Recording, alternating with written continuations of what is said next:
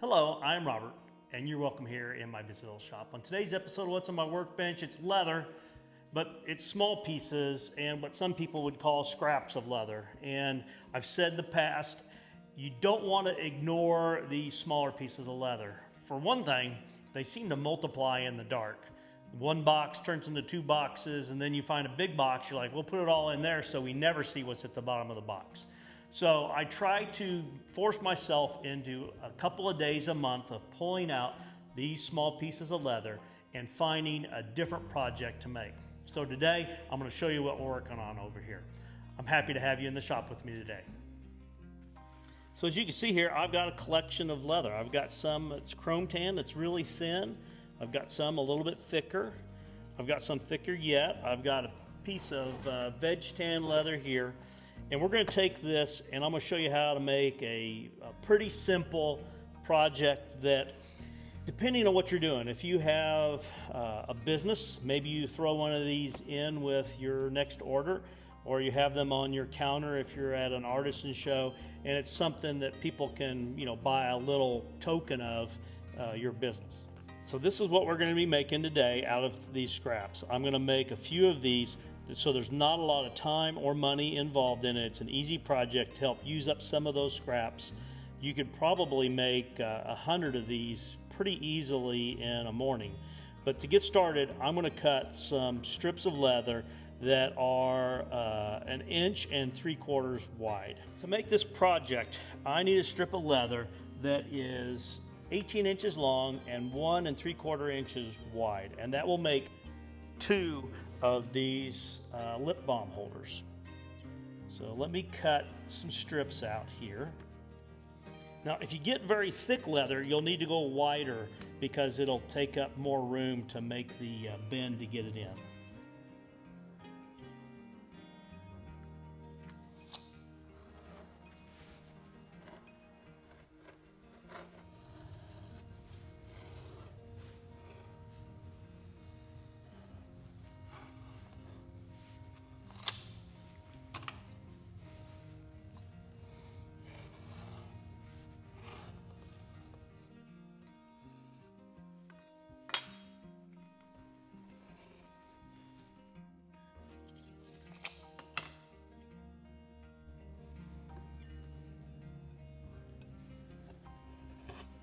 Okay, so I've cut 4 different ones here that are 18 inches long, and just to show you, you can do it with shorter pieces. You're only making one at a time. I've got 2 pieces that are 9 inches here. So the next thing we need to do is I'm going to take this piece here that is 18 inches long. I'm going to fold it in half. Once I have it folded in half, I'll place my punch on here, just center it, and I want to get it up about halfway on the strip as well. And it doesn't matter if it's elongated, that's fine. And then we're just going to cut across here, and now we have 2 pieces here that will go to the next part. So I'm going to do that with each one of these.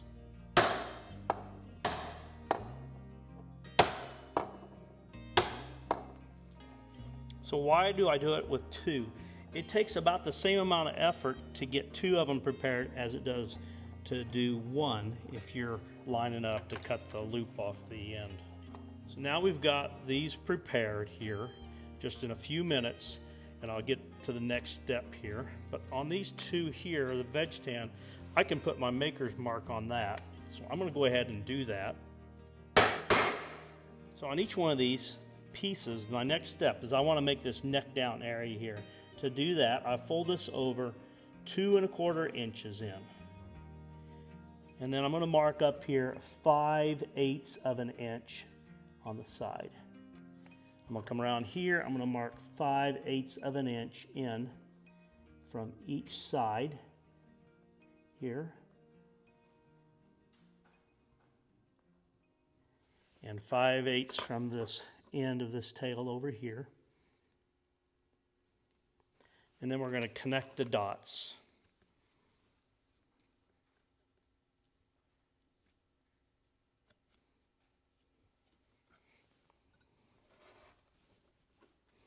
And if you're going to go into production on these, you can get a die made to cut out each one of these pieces, and it would be a lot quicker. But obviously, you'd have the cost of the die involved in it as well.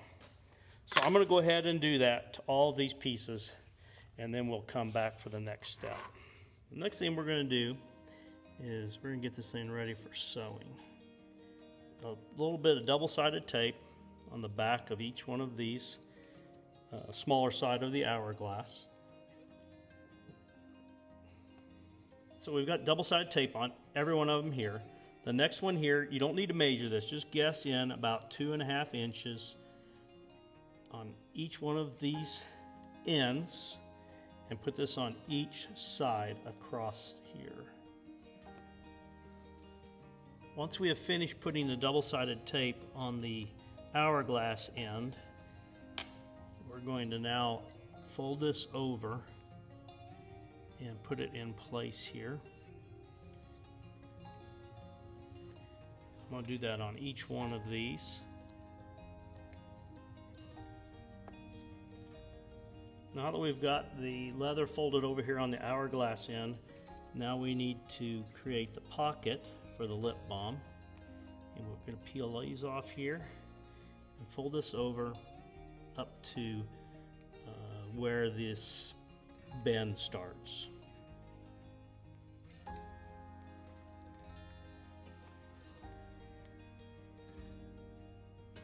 And we'll do that on each one of these. And then we'll be ready to go to the sewing machine, or you could hand sew these as well.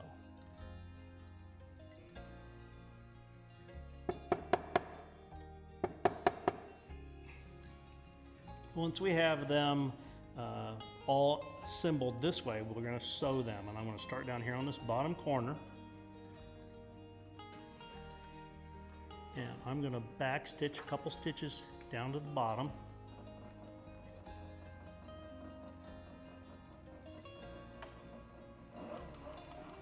I'll sew up to this transition. Now that I'm there, I'll raise the foot and make this turn. And I'm going to sew about 1/2 inch from the tip up here. I want to leave room for the ring across the end here.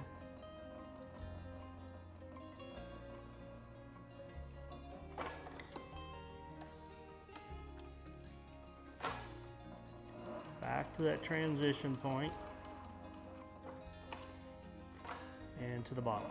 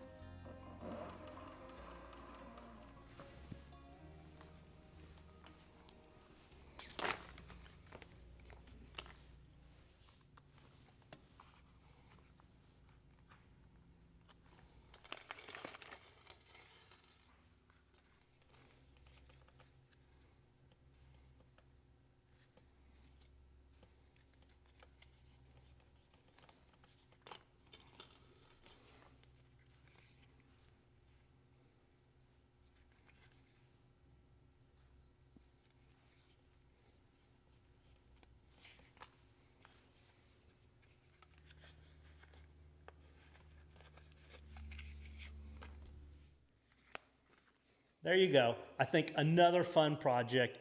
I'm glad you're here following along. But as I look at this, I'm thinking there's also endless possibilities for this. You could make this holder, say, 5 inches long and stick writing utensils in there, pens, pencils, maybe as a way to keep it organized inside of your book bag to where you can find them, or on the outside of it if that's where it makes sense to have it. You could leave the keychain part off and maybe make a little different shape on the top and make a writing utensil holder to keep those fancy pens from getting scratched inside your briefcase. I'm glad you're in the shop with me today. Please like, share, and subscribe. But more importantly, have a great day.